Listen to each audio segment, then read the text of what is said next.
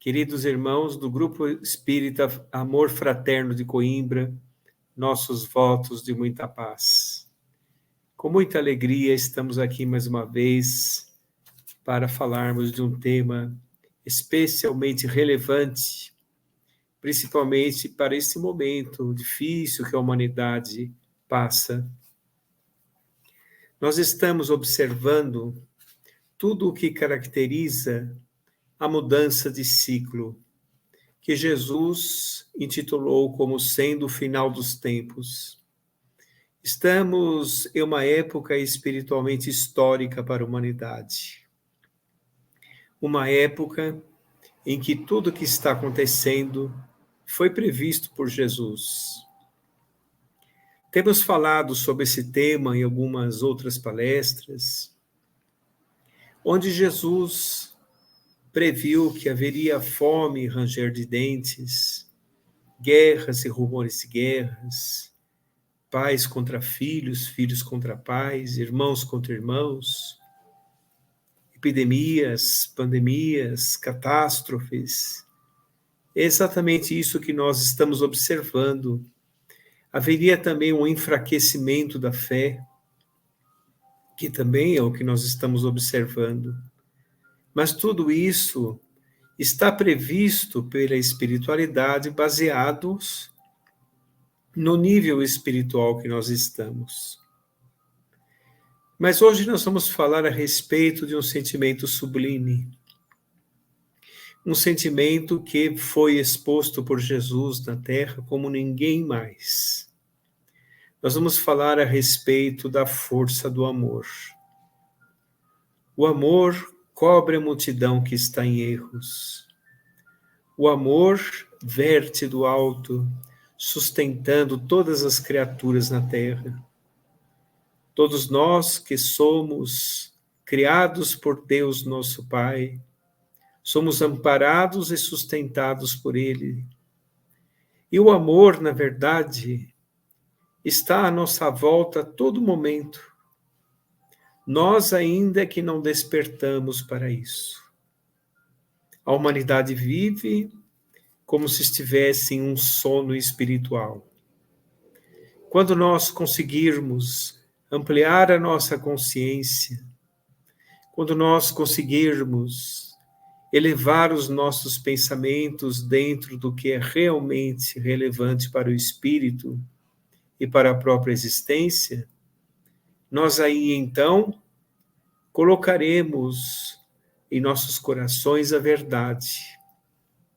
E esta verdade está lado a lado com o amor. O amor proclamado por Jesus é aquele amor profundo, não aquele amor superficial que a terra proclama, porque observa o amor ainda de maneira imperfeita e superficial. O amor que escolhe lados e escolhe partidos. O amor que vai de acordo com os interesses. Eu diria que é um amor ainda muito atrelado aos instintos. Mas aquele amor profundo proclamado por Jesus é o amor à própria vida, é o amor às próprias realizações espirituais e a Deus, nosso Pai, e ao próximo como a nós mesmos. Deus é amor. E todos nós estamos, de certa forma, mergulhados em suas leis imutáveis, como peixes em um oceano, submetidos a uma justiça perfeita, a um amor infinito. E dentro desta dinâmica da própria vida, os nossos destinos prosseguem em uma saga fascinante, a saga da evolução. Todos nós, dentro de parâmetros da didática divina muito bem estabelecidos, estamos submetidos às leis do Criador para que nós um dia saiamos dos instintos e possamos ir ao ápice dos sentimentos, que é o amor. O amor olhado de forma profunda, sentido de forma profunda, é a água que mitiga a sede para sempre e o pão que sacia eternamente. Quando a humanidade realmente conseguir observar o verdadeiro amor em seu coração, seus corações, a humanidade caminhará da maneira correta. E dentro dos parâmetros evolutivos de todos nós, encontraremos a fatalidade de todos os espíritos criados por Deus, que é a felicidade. É fatalidade para os seres humanos a felicidade. A maneira como nós chegaremos até lá, naturalmente, estará de acordo com o nosso livre-arbítrio. Experiências vivenciadas e revivenciadas é que nos conduzirão para a lucidez do espírito. Jesus sempre falava a respeito do reino dos céus. Nós podemos dizer que a nossa vida, a nossa existência, é como se fosse um jarro d'água. E o reino dos céus, o grande mar. Mas o reino dos céus, proclamado por Jesus, muitas vezes em céu aberto, ali à margem do mar da Galileia, ou mesmo em praça pública, o Sermão do Monte, que proclamava também o reino dos céus, não está nas paredes estreitas dos templos, mas está em nossos corações. À medida que ampliarmos as nossas consciências, à medida que amadurecermos os nossos espíritos, poderemos, desta forma, colocar de lado as imperfeições e, no lugar destas imperfeições que nos faziam sofrer, colocaremos sentimentos nobres, que são construtores de uma vida mais feliz.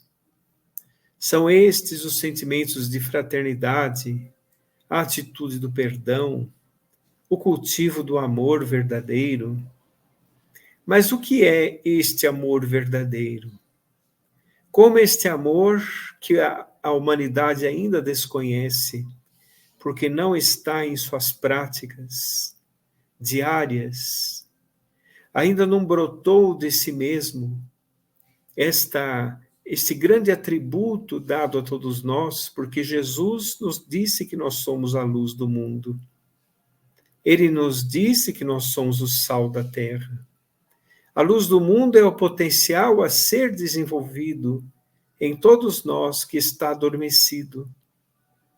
Mas dia chegará, como comentamos, que nós conheceremos o verdadeiro amor.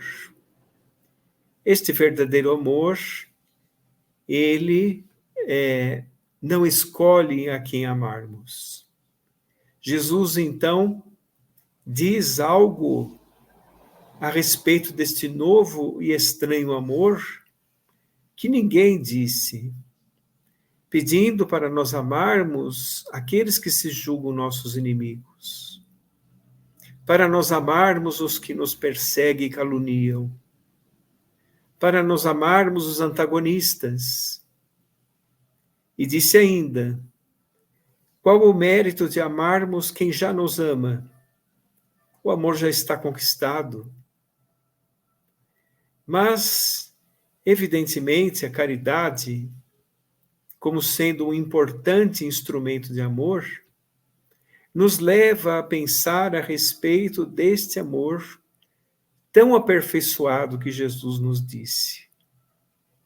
Quando nós falamos a respeito de amar aqueles que nos ofendem, magoam, caluniam, não significa que nós tenhamos que andar de braços dados com o equívoco do outro. Às vezes, a pessoa não é digna da sua confiança, mas ela é digna do seu amor. É aquele amor silencioso do desejar o bem. É aquele amor silencioso de perdoar. É aquele amor silencioso de sermos indulgentes e benevolentes. Lembrando da pergunta 889 do Livro dos Espíritos, quando diz, Kardec perguntando aos espíritos da codificação, como Jesus entendia a caridade. Benevolência para com todos, responderam os espíritos. Indulgência para com as falhas alheias e o perdão irrestrito das ofensas. Notem que a caridade, do ponto de vista de Jesus, eram atitudes de amor. Portanto, conquistas do espírito. Então, nós faremos a verdadeira caridade mesmo quando formos benevolentes, indulgentes e soubermos perdoar. Porque desta forma, nós atuaremos em favor do nosso semelhante de uma forma completa. O egoísta, o avarento, a pessoa agressiva, intolerante, ela não consegue esses 3 atributos da caridade: benevolência, indulgência e perdão. Porque ela ainda está envolta em suas imperfeições, de uma tal forma que ela ainda não se desprendeu, e ela ainda não tem alguns momentos de lucidez. Tem muitas pessoas assim. Mas tem tantos milhares de pessoas que têm alguns momentos de lucidez. Então vamos dizer, nós não conhecemos o amor completo, como Jesus nos proclamou, mas conhecemos uma parte desse amor e uma boa parte da humanidade ainda não conhece. Está envolvido somente com os seus sistemas imperfeitos, seus conceitos imprecisos, onde faz com que ele faça brotar do seu coração mais os instintos do que a razão. Por isso que nós estamos vendo na humanidade o egoísmo sendo exposto a todo momento. O materialismo, a agressividade, a calamidade das guerras, tudo isso faz parte ainda da inobservância do ser humano às verdadeiras leis, à verdadeira caridade, conforme disse Jesus. Então, nós vamos entender que a pessoa que realmente ama, a pessoa que já conquistou aquele amor profundo em seu coração, ela nem precisa perdoar, porque ela não se sentirá ofendida mais. Ela já superou os sentimentos imprecisos. E ela já está num outro patamar dos sentimentos, está chegando no ápice dos sentimentos, que é o amor. A pessoa que ama verdadeiramente, ou que está procurando amar, ou que já está perto de conseguir, ou que já parcialmente conseguiu, ela consegue superar os embates da existência de uma maneira muito melhor. Ela se vê muito mais fortalecida, porque o seu interior já é fortalecido. Vamos pegar o máximo do amor que a terra já viu. Jesus. Jesus mal tinha onde recostar a cabeça, mal tinha sandálias para caminhar, mas disse que venceu o mundo, porque ele está muito acima das iniquidades humanas. Venceu o mundo. E nós ainda estamos procurando vencer a nós mesmos. E ainda não conseguimos. Portanto, todos nós, no lugar que estamos colocados, devemos trabalhar muito para a obtenção de melhores valores em nossos corações e conseguirmos banir os sentimentos equivocados em nossa vida. Lembro-me da carta de Paulo de Tarso aos Coríntios, quando disse assim, em um pequeno trecho da carta, ele pôde dizer: quando vier o que é perfeito, o que é imperfeito desaparecerá. A humanidade já viu muitos exemplos de amor. Nós poderíamos dizer que o amor, ele existe parcialmente ou totalmente em alguns lugares da humanidade. No entanto, o mal é espalhafatoso. O mal chama a atenção. Se, por exemplo, existe alguma desavença, vão todos correndo para ver o que aconteceu. Se por acaso tiver alguém dando um prato de sopa, um agasalho, uma medicação, não vai ninguém. Porém, o mal tem o seu tempo para acabar. E o bem é constante e progressivo, porque tem bases morais para sustentar-se, tem o amor como pano de fundo principal para que ele se sustente na caminhada eternamente. Quando o ser conquista o amor, ele realmente está no caminho da realização do Espírito.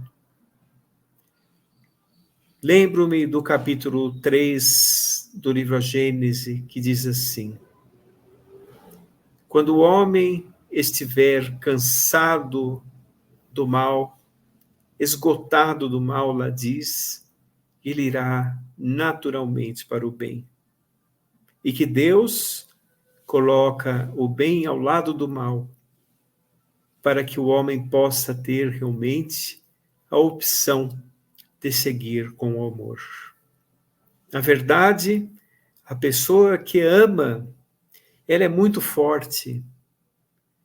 Ela não se queda mais às ilusões. Ele não é mais atingido pela vaidade, pelo orgulho, pelo preconceito. A pessoa que ama, ama incondicionalmente. Quando ainda amamos com condições, não amamos verdadeiramente.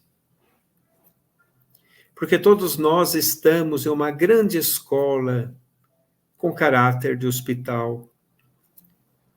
Todos aqui estamos internados e matriculados para poder nos redimir. As leis de Deus, segundo o livro dos Espíritos, estão escritas na consciência humana.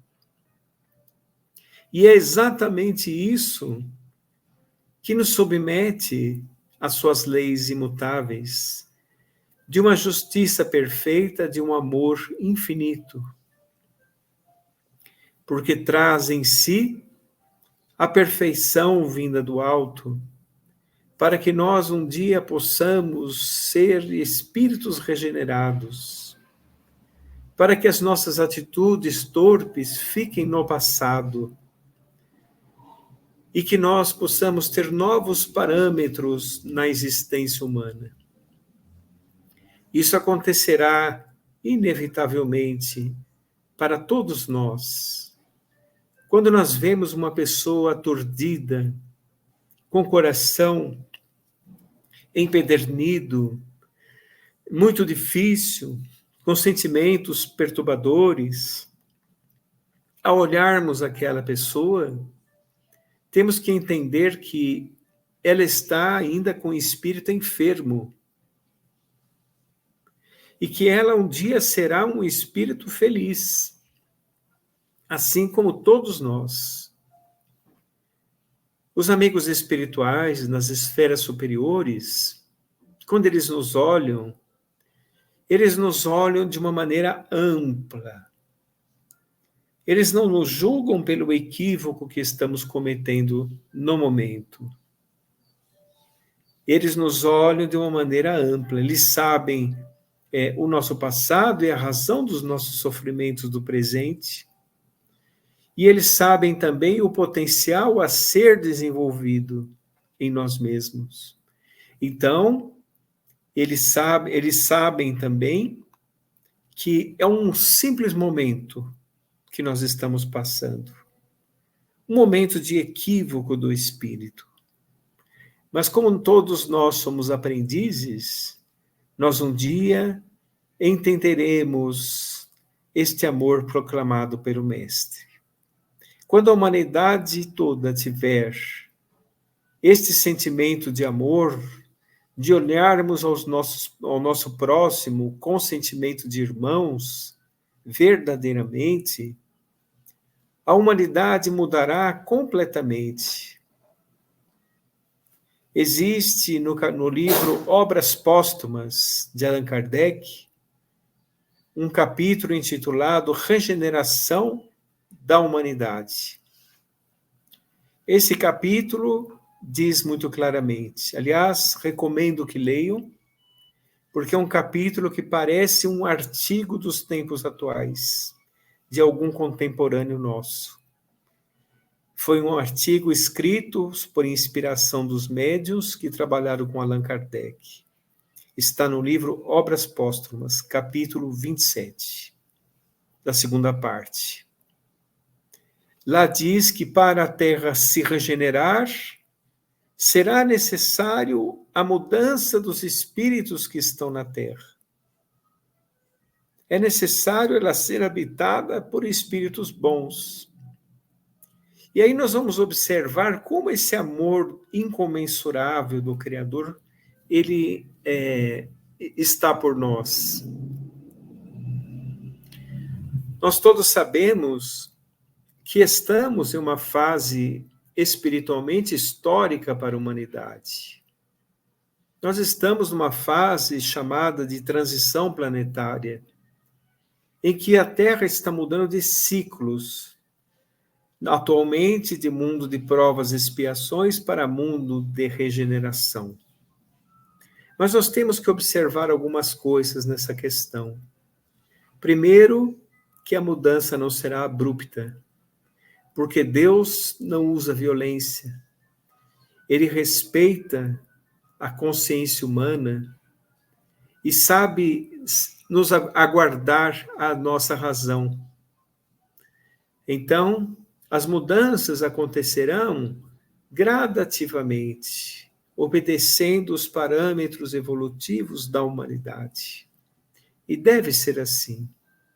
Todos os parâmetros educativos do espírito devem acontecer gradativamente, para não pular etapas. Mas no final do ciclo, apressa-se um pouco mais essa questão do tempo evolutivo. E aqueles espíritos recalcitrantes, aqueles que não conseguem acompanhar este plano das esferas superiores, que caminha lado a lado com a evolução humana, que é a evolução planetária, a mudança de categoria de planeta, aqueles espíritos que não conseguirem acompanhar esta mudança irão ter a oportunidade de recomeçar em outras esferas. E é isso que nós estamos observando na vida espiritual. O mundo espiritual de espíritos não tão felizes está havendo um degredo muito grande. Está havendo uma agitação muito importante. E quando eles não encontram os parceiros, eles obsediam e perturbam aquelas pessoas da Terra que estão com a mesma sintonia. Por isso que nós estamos vendo o mundo tão agitado nessa mudança de ciclo. A imperfeição faz com que todas as mudanças aconteçam ainda com muita dor, com pouca aceitação, com despreparo, com agressividade. Isso é individualmente e coletivamente. Por isso que nós estamos vendo o mundo desta forma, com tanta agitação. Mas tudo isso faz parte do amor de Deus. O amor de Deus permite esses ciclos também reencarnatórios, onde depois do degredo irão se reencarnar aqui na Terra espíritos de sentimentos mais nobres, com mais informações, e fará com que a humanidade então progrida. É o que está no livro Obras Póstumas. Mudará a situação dos espíritos, os espíritos, a categoria dos espíritos que aqui habitarão, porque a própria psicosfera terrestre mudará de vibração. Isso é o amor de Deus. Agora vamos às palavras de Jesus, quando ele diz assim: os mansos e pacíficos herdarão a terra, uma terra regenerada. Diz-nos também Jesus que a porta é estreita e grande é a porta da perdição. Então, realmente, os amigos espirituais dizem assim: não é necessário nós irmos com as massas. As massas estão equivocadas. Sentimentos imprecisos, sistemas imperfeitos, mas é imprescindível irmos com Jesus. Imprescindível. Porque cultivaremos em nosso coração, em nosso interior, como espírito eterno que somos, a personalidade espiritual, que fará com que nós saibamos conduzir o nosso livre-arbítrio de uma maneira mais segura, com bases no amor e na fraternidade. Então, nós podemos notar com essas observações que o homem circula as suas imperfeições.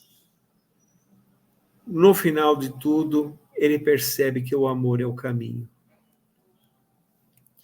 O espírito de experiências em experiências, vidas que se sucedem, ele vai abandonando os equívocos para o amor. Muitas vezes, a pessoa, ao chegar na vida espiritual, percebe o tempo que perdeu por uma mágoa, um melindre, quando ele podia fazer tudo com bases no amor. Porque o amor constrói, o amor fortalece, o amor nos torna mais autorrealizados como espíritos que somos.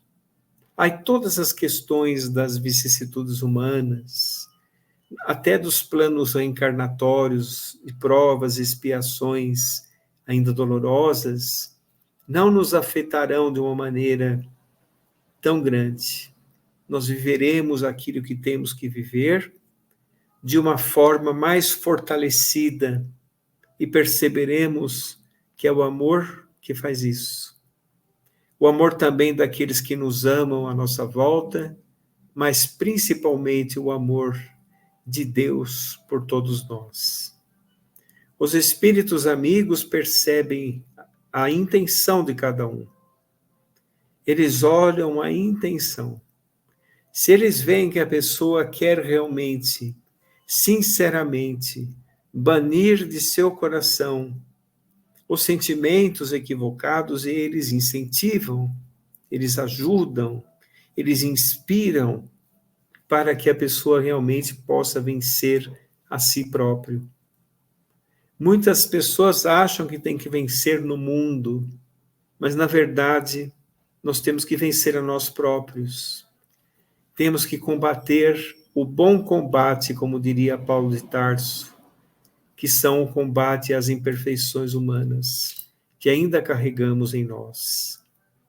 Eu vou contar uma pequena história para vermos como é a força do amor, que é o título da palestra que com tanta alegria estamos fazendo a esta casa querida, aos integrantes que nós já conhecemos, que já são nossos irmãos do coração, e aproveitamos e fazemos uma vibração de muito amor a todos vocês, para que permaneçam firmes na seara do Cristo, na doutrina consoladora que é a doutrina espírita. Porque ela nos, através do entendimento, ela vai proporcionar para todos nós o amor baseado na fé raciocinada. E aí é um amor mais profundo, muito mais profundo.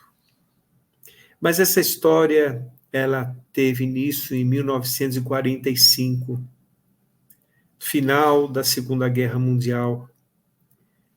E, na verdade, foi 44, ela começou em 44 e se estendeu até 45. Existia na Polônia o chamado Gueto de Varsóvia. O Gueto de Varsóvia era um lugar terrível. Era um lugar murado, fechado, com condições de higiene muito precárias, algumas ruelas, habitações muito precárias, e os judeus eram levados para lá como se fosse uma antessala de um campo de concentração. Então lá tinham idosos, muitas crianças, e adultos também. Era um lugar muito difícil. Ou a pessoa desencarnava doente ou de fome. E certa vez, no gueto de Varsóvia, teve uma epidemia de tifo. E essa epidemia de tifo se alastrou de uma maneira muito rápida, porque, como comentei, as condições de higiene eram muito difíceis. E os alemães, temendo que esta epidemia saísse dos muros do gueto para contaminar a população, pediu que algumas enfermeiras polonesas fossem ministrar cuidados paliativos para aqueles que lá estavam. E lá, então, existia uma enfermeira que começou a observar que existiam muitas crianças. Nós sabemos que as crianças, na época da Segunda Guerra, tinham um destino muito cruel, não é? Porque elas não podiam trabalhar, elas iam para as câmaras de gás. Então, esta enfermeira, que se chamava Irena Sendler, ela tentou convencer os pais, baseada em um plano que ela teve. Ela observou que nos portões do gueto entravam e saíam alguns pequenos caminhões com caixas. Essas caixas levavam alguns materiais e também o único alimento que tinha no gueto de Varsóvia, que eram batatas. Só esse alimento existia.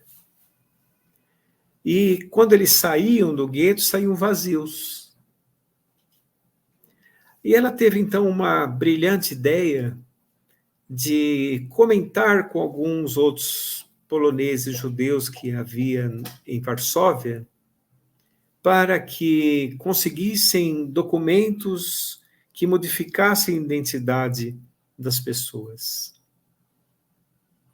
E a ideia de amor que ela teve, Irena Sendler, foi convencer os pais, explicando-lhes o destino que aquelas crianças teriam, para entregar a ela os seus próprios filhos. Olha que dificuldade, que atitude que essa senhora teve. E que dificuldade dolorosa dos pais. Entregavam. Ela colocava as crianças, então, nas caixas vazias, e essas caixas saíam junto com os caminhões para fora do gueto de Varsóvia. Lá o grupo pegava, então, as crianças, trocava a documentação judaica por uma documentação polonesa, e elas utilizavam a cidadania polonesa de lá em diante. Essa senhora, com esta atitude de amor, salvou 2.000 2.500 crianças. 2.500 crianças do gueto de Varsóvia. Aos poucos. Uma atitude simples. Colocava a criança numa caixa e a criança saía do gueto. Mas é isso que o amor faz. Uma atitude simples, às vezes, salva uma outra pessoa. Ou faz com que a pessoa tenha a esperança da vida. Essa nobre mulher foi aprisionada, porque descobriram o que ela fazia. Foi brutalmente torturada e não revelou, porque queriam que revelasse, não revelou aonde estavam as crianças. Quando ela estava por ser executada, um soldado que havia tido ali um momento de lucidez, disse para ela assim: fuja. E ela fugiu, cambaleante, porque estava com as pernas machucadas, e adentrou-se na sociedade polonesa, fizeram uma documentação diferente para ela. O tempo passou. O tempo passou e em 1991, ela foi encontrada em um asilo na Polônia, já nonagenária, e foi visitada por boa parte das 2.500 crianças que ela salvou, que constituíram famílias, que progrediram, que levaram progresso à sociedade. Então, elas foram visitar esse anjo bom que salvou-as da violência. Então, vejam, será que Irena Sendler tinha medo, por exemplo, do desencarne? Ou ela trazia um coração tão em paz que o desencarne não era nada para ela? Será que ela tinha medo de algumas dificuldades que às vezes não são tão grandes da vida? Acredito que não.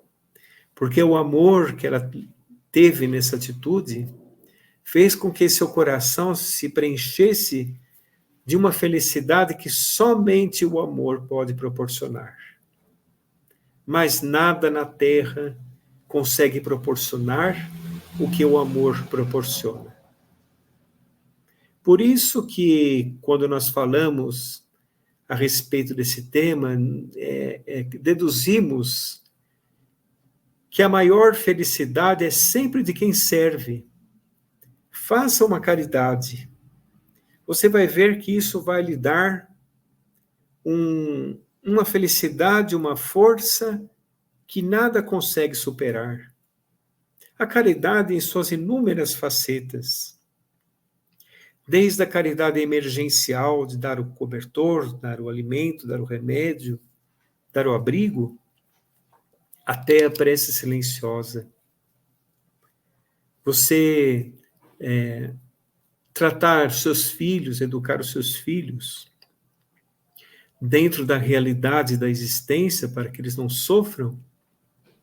Você está sendo caridoso com aqueles espíritos que estão sob sua tutela. Respeitar os seus pais, você está sendo caridoso com aqueles espíritos que te proporcionaram a reencarnação. Amar os amigos que te cercam, você está sendo caridoso com aqueles espíritos que estão sendo sua companhia e que podem vir a te auxiliar. Orar por aqueles que vos perseguem, caluniam e prejudicam, está sendo caridoso com aquele espírito que ainda está envolto em uma inconsciência muito grande. Então a caridade, ela é realmente o que vai nos salvar, como diz a doutrina espírita. Salvar do quê? Salvar-nos de nós mesmos. Vamos amar. Vale a pena amar.